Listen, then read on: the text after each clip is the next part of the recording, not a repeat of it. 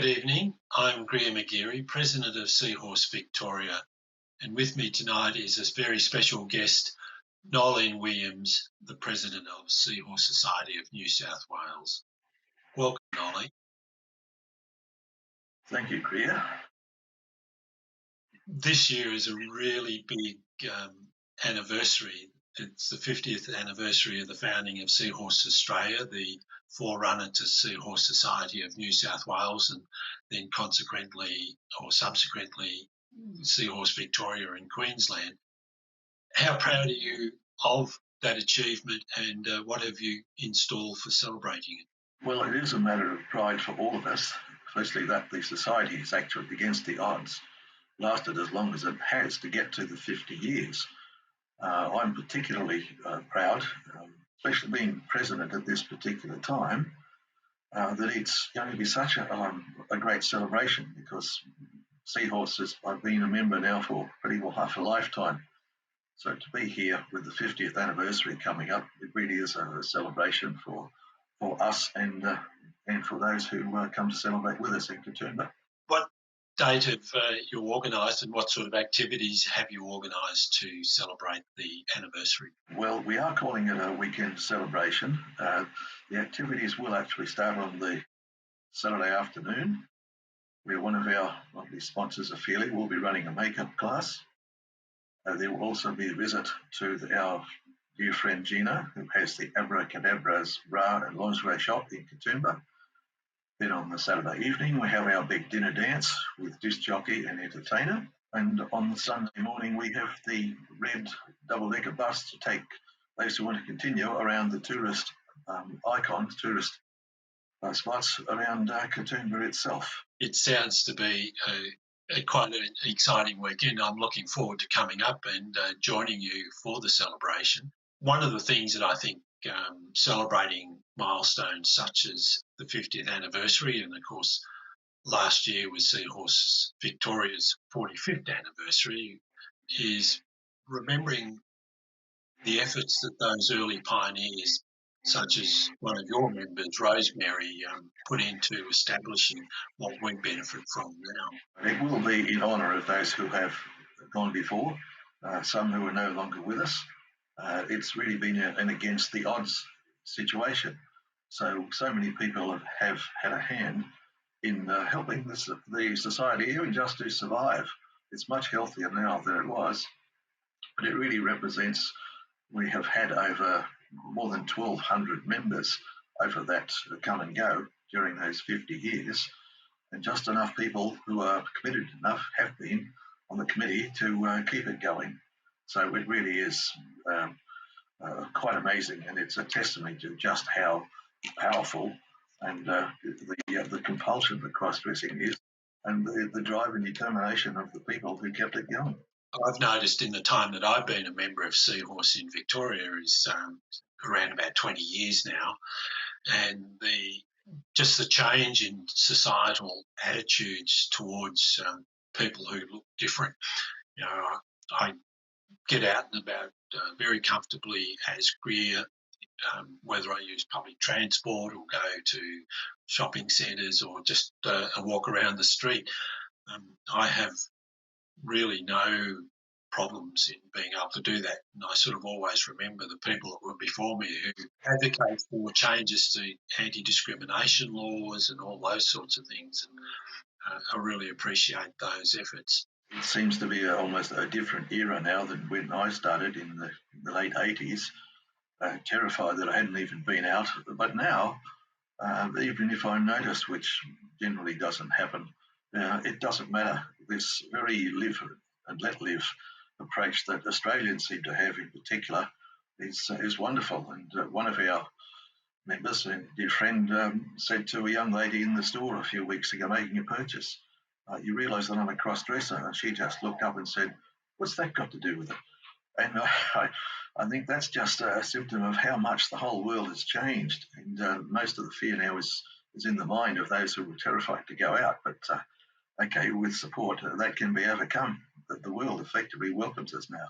I've personally found, and many of the people I know, is that we don't even bother saying, what's the obvious, because people tend to worry more about behaviour than the way that you actually look. And so, as I said, nearly everyone that I know just goes down the street.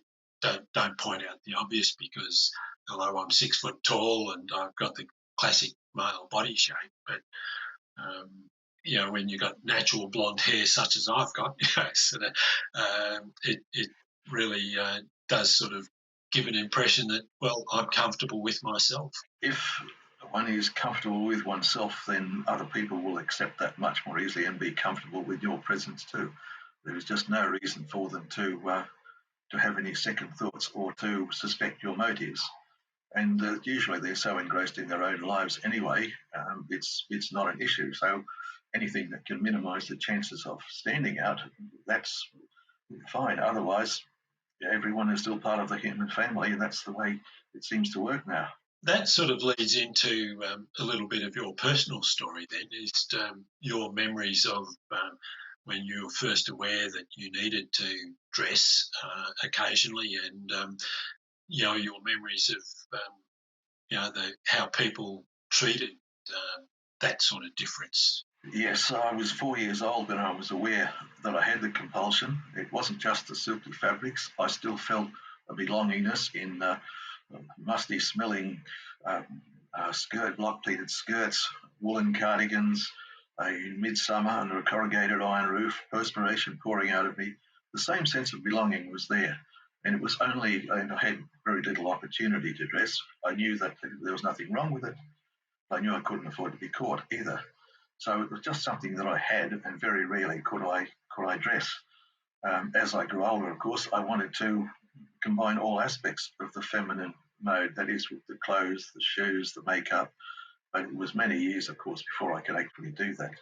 You're aware that you didn't want to be caught. Was that a family pressure that you were aware of, or more just a broad sense of the society at the time? Actually, it was both. As a child in the 1950s, the worst possible thing that could be said, the worst possible accusation was being a sissy was bad enough. To be called a girl was even worse. And parents generally were terrified that they may have a son who turned out to be a sissy. So we were sons of the Anzacs, and to like dressing up in girls' clothes, that would not have gone down too well generally, or in family as well. That was the way it was back then. It had to be kept a secret.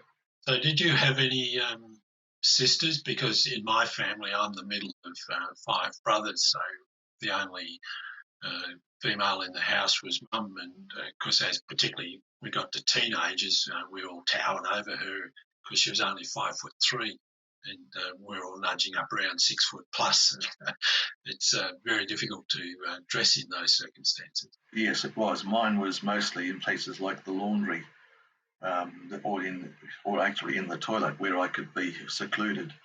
I did have an older sister, so it was only her and my mother, and it was just whatever was available.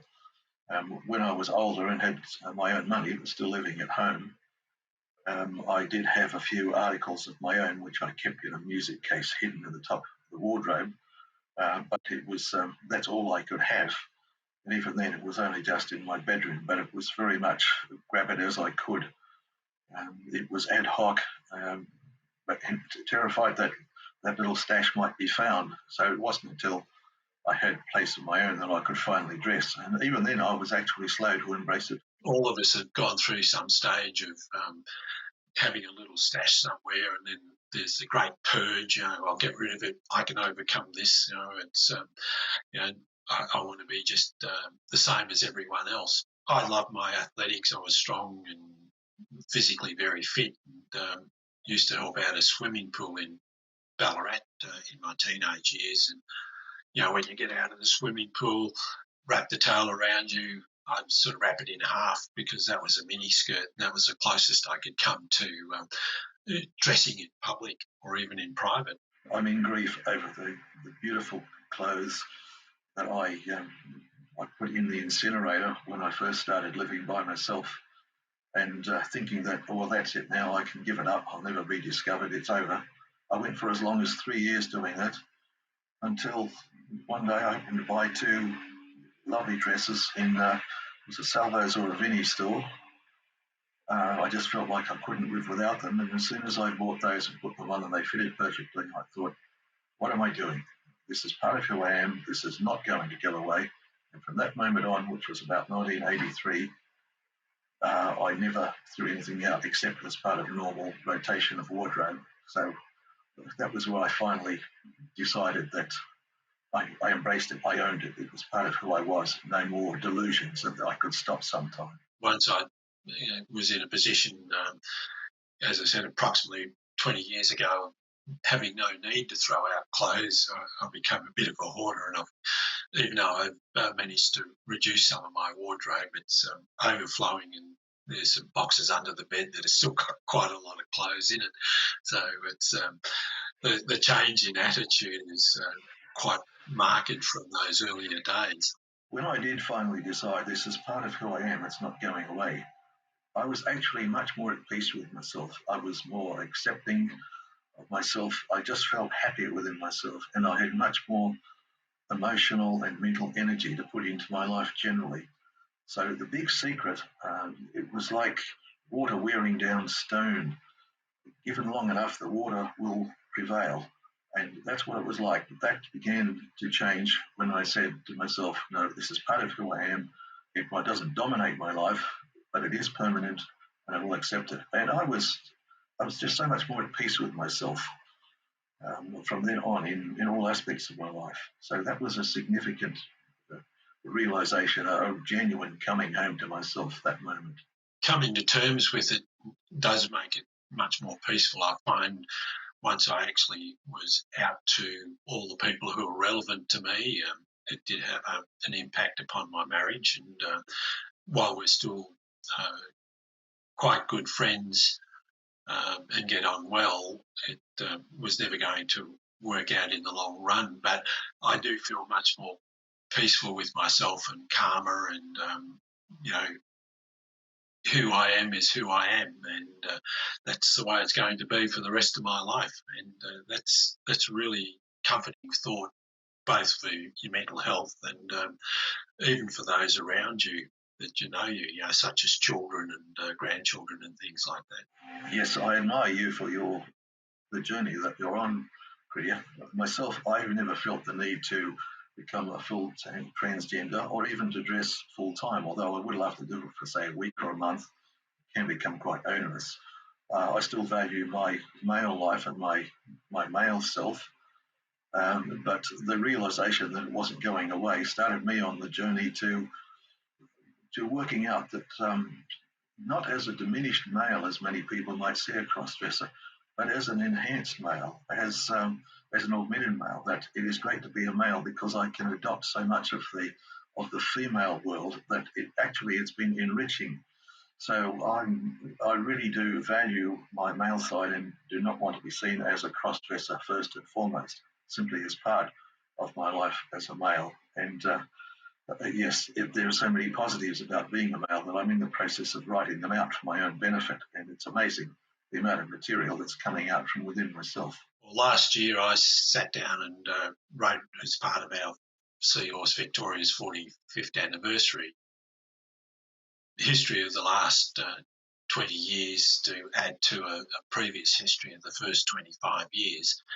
And it's quite a cathartic experience to sort of sit down and have a look over the history and the past and reflect upon how it impacts on you. But I've sort of found, going back to the late 90s, that I decided, or I came to the conclusion that this is a full extension of me as a person rather than I'm this or that or another being trapped inside a body. My personal choice is that being Noelene will always be part of who I am, but at the same time, I'm aware of the duality within me, and I really do enjoy connecting with women at a deeper level. And so what I said about it's great to be a male, I have this empathy and this connection with the feminine world that yes, it's my duality that's important, that I will always stay a male, but rejoice in the fact that I can connect with the feminine world at such a, and women generally, at such a deeper, more fulfilling, intimate level. In the early 80s, when you had that little bit of purging and then sort of came to the realisation that this is really a part of your life for the rest of your life, what was happening in the 80s that sort of really got you on that path?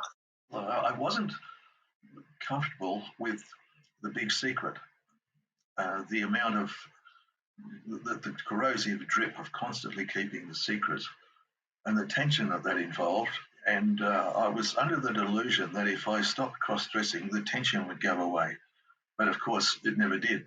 I felt this need to open up, tell people. But if I wasn't cross-dressing, the need to open up wouldn't be there. Well, of course, that was wrong. The need to open up is always there.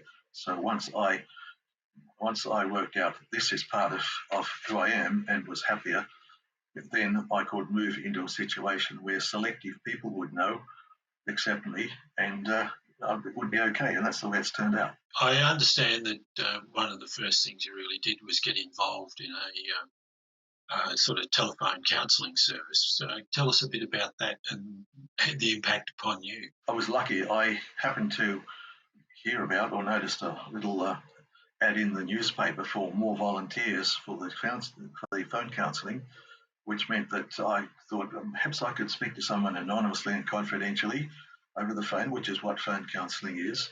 I happened to speak to a lady who accepted me. It was an excellent call, and an exception was made for me because President of New South Wales at the time, Joyce Hode, was about to give a presentation to the counsellors so that they didn't assume that cross-dressers were gay or transsexual and refer them to the wrong place.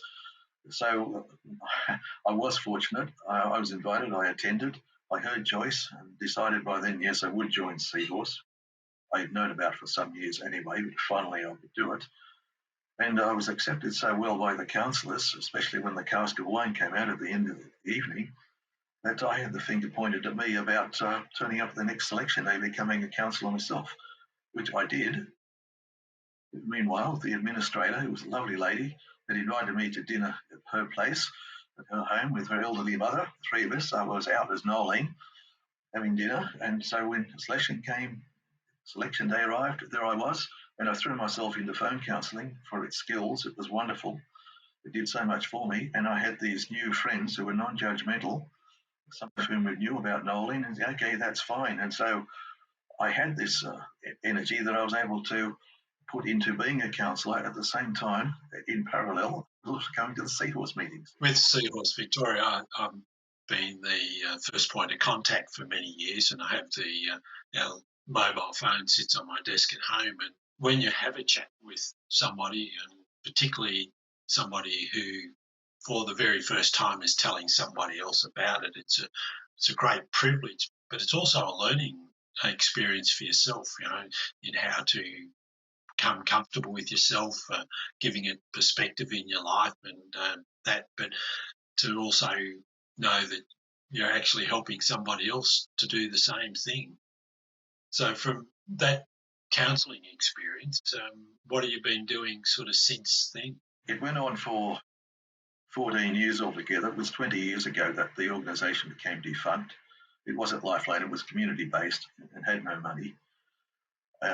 So that ended, but I came out with so many wonderful skills. The big memory that I have in being a counsellor, and I did every Sunday morning, that there were many people that I counselled who were victims of abuse of some kind.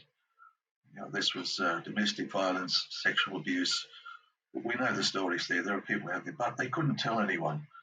That might not have been the reason for the call. There might have been some other emotional issue they were dealing with. But I detected in them the same kind of constriction with their mental and emotional energy that I had. And if I raised the subject and mentioned to them that perhaps their emotional situation could be made worse by the fact that they have to keep this long-term secret, the response was always, "Oh, yes, you understand. How wonderful." And it just put the call on a whole new level. And I did some good work with people in counselling them, knowing that I too understood what it was like to have the secret, with one big difference. I didn't have the anger that they had, because I had no perpetrator. But I did understand, again, that water wearing down stone analogy, and it did open up so many people, and I got some really rapturous feedback on how wonderful it was that they were able to speak to me on that particular shift. It's wonderful that you've had that experience and are able to give of yourself to others.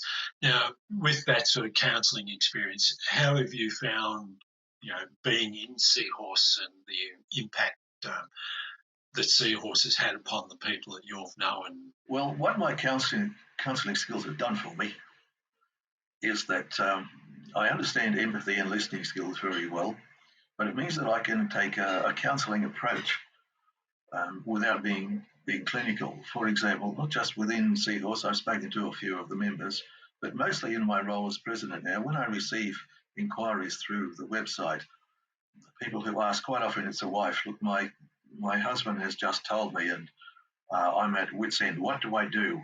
Well, they're in a learning process.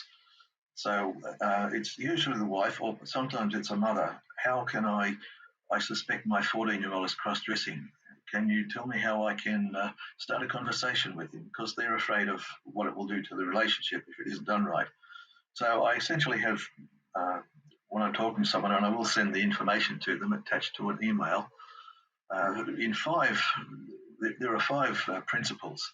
That is, one is to acknowledge their emotional pain and praise them for actually reaching out to seek help. I also offer them reassurance that others have been through it, like me, and those in the member of the existence of Seahorse. So just be patient. You can work your way through it, and a positive outcome is there. I also ask them to imagine what it's like for the other party, such as the husband, and why you think it might be that he hasn't opened up before because he's afraid of the relationship. So I like to have them also turn away from themselves to imagine for the other person. That's the third one. The fourth is don't make any sudden decisions like kick him out of the house or end the marriage. And 5, don't talk to anyone outside because you're on a learning journey. Get the information first and keep it to yourself. With Seahorse, I know that in Victoria, we've sort of slight variation on a theme to the way New South Wales has gone, that we've taken the view over a long period of time that we use the broader term trans to encompass all variations of whether it's from cross-dressing through to full surgery and transition, because in some element the underlying issue is very much similar, except whether you're 51%, 49%, 60-40, 70-30 is the perspective that you've got to give your life and work out how you make the rest of your life work for you. For me, it hasn't been an issue because I know, as I've already said, I value my male identity, and that's who I am, that's how I was born, but embrace the female side. When it comes to deciding who I am and where I am going, and I've spoken to people, members, and some of the inquiries from the public, that the whole gender issue is often a debate within the mind. And I've noticed people who will say, well, I'm probably transgender, or I think I will probably go transgender. And I'd like to talk to them on the basis, well, it's understandable that that's your thought at the moment, but give yourself time, get the knowledge, that it's easy to label yourself and find that the label isn't actually true. And well, that's, I think, the longest part of the journey. And that's right. I think that's the view that we sort of take. We use slightly different terminology, but essentially the same message is being given in that it's your personal journey, and you make the decisions that are actually right for you. And that's that giving a perspective aspect that I talk about. And, we sort of look forward to seeing somebody grow as a person and not necessarily as an image of what they thought they were 6 months ago, 10 years ago, or whenever. Quite right, Kriya. And I've also found over the years of the double-edged sword that labels can be, because it's very easy to label oneself and yet find that it's not adequate. So, and I found this with the counsellors who were dividing callers into if there was a gender issue, Is it homosexual? Is it transsexual? Or is it transvestite? And my counselling advice to them was, or my friend and colleague advice was, please don't label very quickly. Get to engage at a deep level, at a personal level, while remaining as a counsellor, and you'll find that you do not have to label that person and counsel them from that particular point of view. Just treat them as a person who has this particular aspect or issue that they're dealing with, because the labels may be wrong. So therefore, keep them out of the way and just go through, accept them as a person who is going through an emotional issue, and don't rush into labels because they can be harmful in pushing the direction of the counselling in the wrong direction. One of our past members who has now moved on and overseas, but their signature on their email was that labels are for soup cans, and it was to drive home that point. They don't sort of put yourself in such a small box that you trap yourself and you don't get out of it. And the litmus test of that view, I suppose, is seeing a woman who borrows her husband's jacket or pullover, or just the girls who wear the jeans, the Doc Martens shoes, and the sloppy joes, and immediately label them as lesbians. It's rubbish. That's just how they're dressed. I am a member of the human family who happen to have been born male, and I have this feminine dimension. Please don't label me, because I'm actually more than that. Talks I've given to small groups over the years, but it's just to point out I'm an individual. Usually when labels come up, it's from people who are doing their best to understand the situation of who I am, but ultimately it becomes a reflection of their own mental processes and wherever they got their knowledge from. Really, the label and attempts to label, it's about them. They're not being vicious or malicious. It's someone else's mental processes, so I step back from that. As we sort of move through, what the social support does for individuals, such as we've just been discussing, now that we're now coming up to the celebration, what message are you sort of trying to give to people in celebrating? Personally, and speaking as president, I think I would probably speak for most members, but my message at a personal level is that while it is a celebration of Seahorse having survived 50 years and having done so much good work, not just for members, but who knows how many marriages and family relationships have been saved, even lives, that is worth celebrating. But more than that, I think it is a celebration of the divine feminine.